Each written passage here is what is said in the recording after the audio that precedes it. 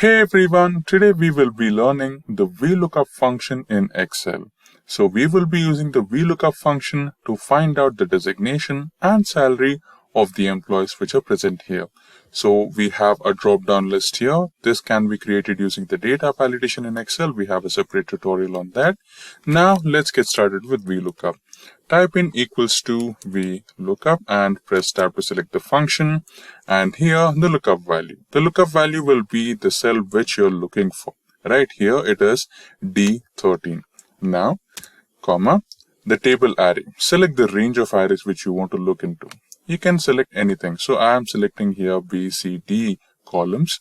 Now, what is the column index number? I mean, which number column? So which is the column you want to look into according to the current selection. So since we need designation according to the current selection, the column number is number 3, right? Which is the designation according to the current selection. Okay. Now the last parameter, that is if you want the approximate match or the exact match.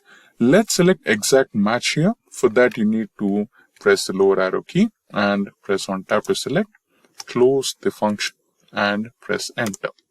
So here you have the designation of Mike as senior manager. Now if you select Tony, you can see that he is the CEO. Now let's select another one, that is Tom.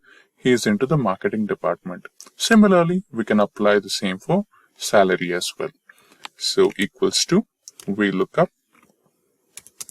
press tab to select and lookup value, that is D13, array, which is this one, and the number column, which is 2 according to the current selection, and the last one is exact match.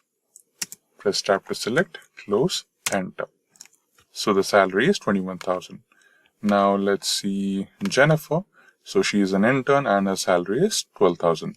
So that's how you use VLookUp function in Excel. Thank you.